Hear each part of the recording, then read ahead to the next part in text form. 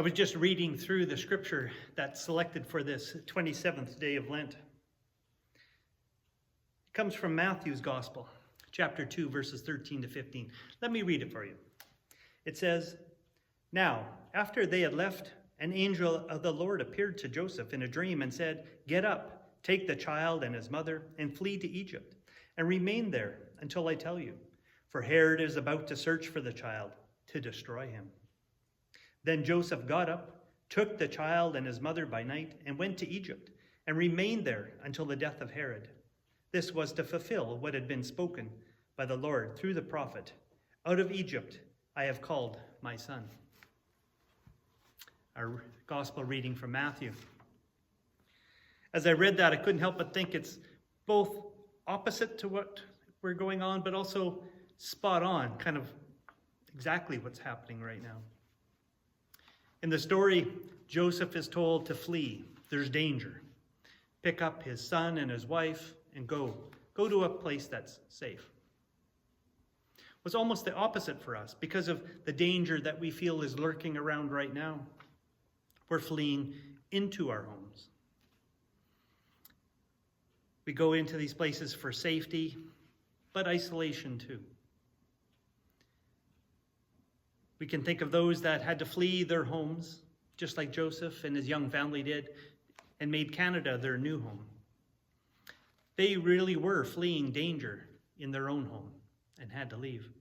Few of us have ever experienced that. I know sometimes as people have come and they've maybe made Canada their home for a few years, and then they go back. And I do hear some criticism about that from time to time. But I think that longing for home is strong. Joseph and his family were in Egypt. They were probably safe and comfortable. But when Herod had died, they came home. So when people come and make Canada their home and we welcome them in, but when things change in their native home, their original home, and things are safer again, there's probably still that calling to come home again. Out of Egypt, shall we say. In this case, out of Canada. But we can be happy and rejoice that we gave them a place of safety, a place that they could call home in that time of displacement before they were able to return to their home, to their family and their friends. It'll be new, it'll be different, but it'll also be home. There's nothing like coming home. It may seem a little ironic, me saying this when I've come from the prairies, Cheryl and I and Jade.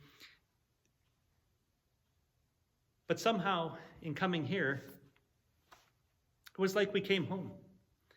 It was like the place we were always meant to be, but didn't know it. We lived overseas and we lived in various places, searching. Perhaps that's what we were doing, searching for home. And I know many of you have lived away but came back here because this is home.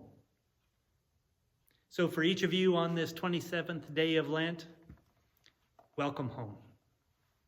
May God be with you. I'd like to share the prayer that Carolyn Pogue gave for today. Great lover of peace, you must be weary of sending angels, because people refuse to learn peace, and yet you continue. Sometimes you send them in human form to mend the wounded or to raise funds for the healing work. Bless the healers and those who help. May your dream of justice come to earth in the name of the refugee baby. Amen.